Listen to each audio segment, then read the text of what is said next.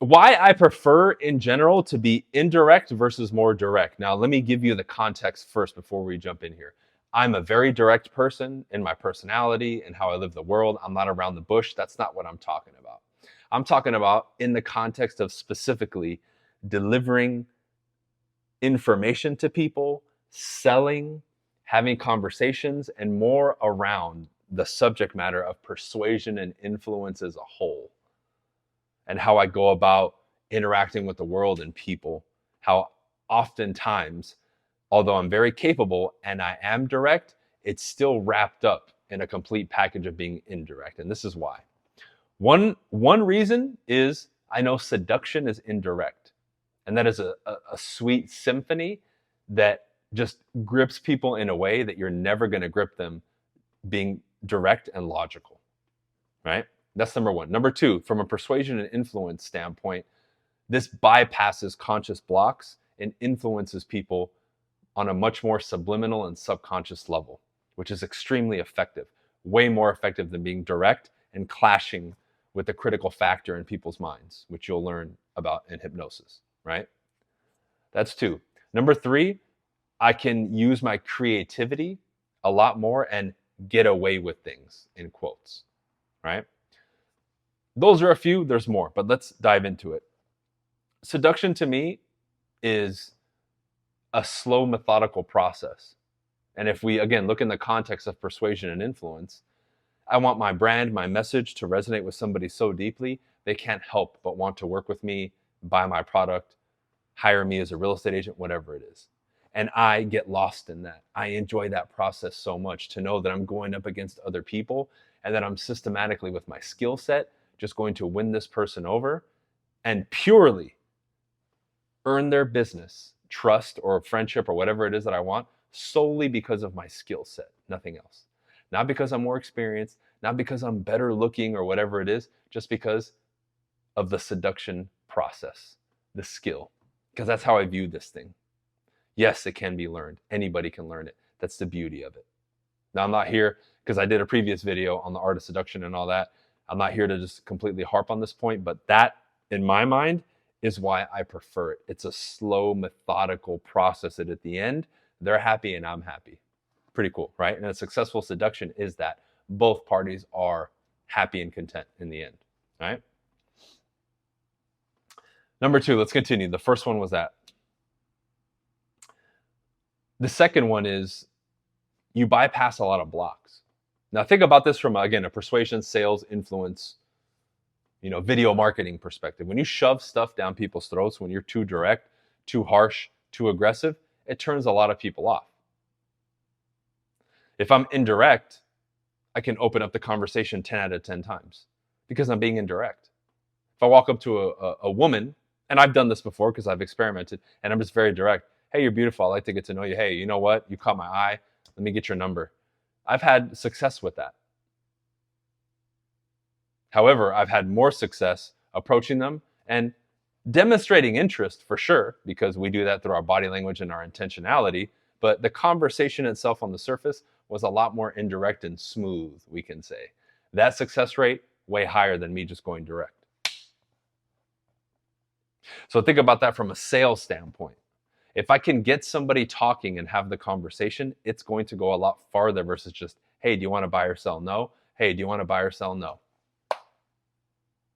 If we are much better at being indirect, which is primarily the system that I teach, you now will open up more conversations and therefore get more opportunities, which is what you want.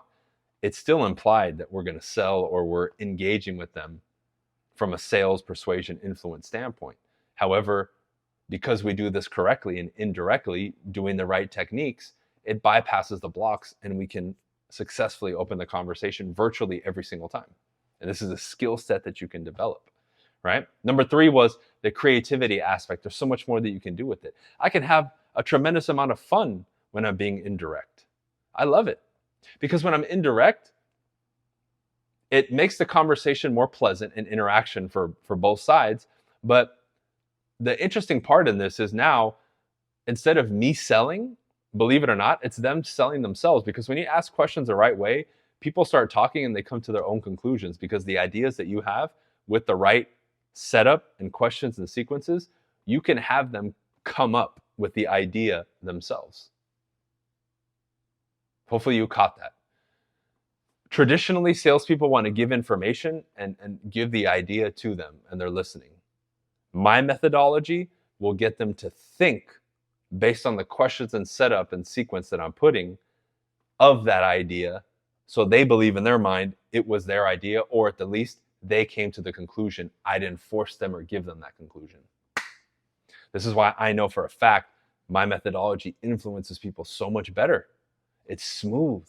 But that's the whole thing about this indirect approach, is it's awesome. You have the capacity to be direct, and there's going to be moments where absolutely you're direct. However, we're not just a shotgun cannon direct 100% of the time, because in this system, it's layered and you have a tremendous amount of versatility, which could be point number 4.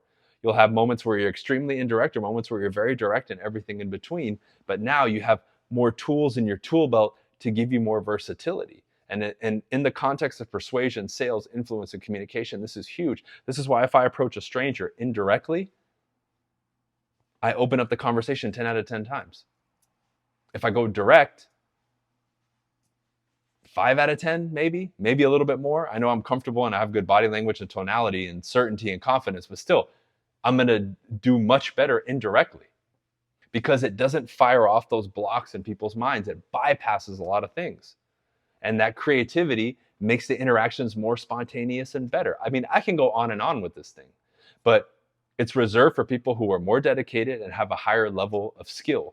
And initially, if somebody doesn't start this way, it's perfectly fine. That's why sometimes I tell people to do the shotgun approach or just going very direct, just to get the jitters out of their system and get them a baseline of competence and confidence.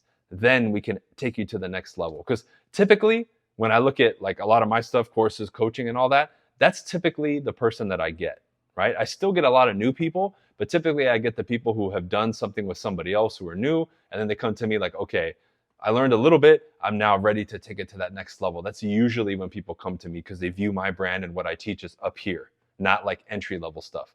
Can you still come in as entry level? Sure, absolutely. I still have a lot of people doing that.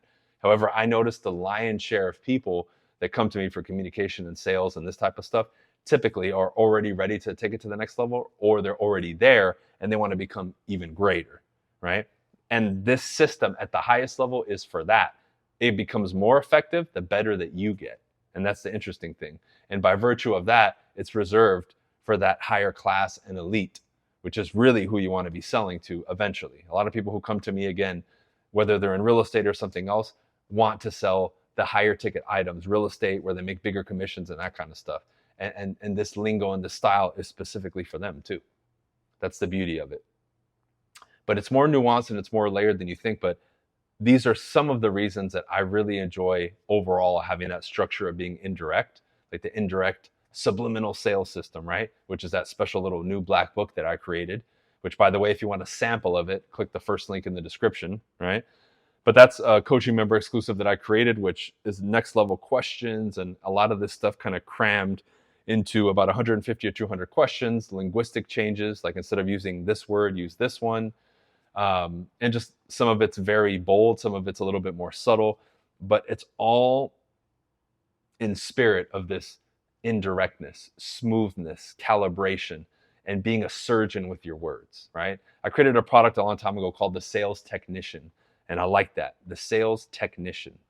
I'm a practiced and high-level technician. See, I like that language and those words because it illustrates the right thing. Same thing with my program, my main one. It's called Distinguished Agent. Who doesn't want to be distinguished, right? A cut above the rest, right? This person is distinguished. They have awards, right? They have status. They have prestige. That's what we're talking about here. So that in a nutshell is kind of the indirect versus direct. I can do both at a very high level, but I know indirect will take you farther. It's more nuanced. It requires more skill. And ultimately, it's better for you and the customer, right? But I wanted to make sure that I put out a video like this just to show people kind of the difference, right? Anything else that I could do for you guys, let me know. All the stuff that I offer is in the description. Be sure to hit a thumbs up for the algorithm, comment for the algorithm, subscribe if you haven't already, and we'll see you on the next one. All right, peace.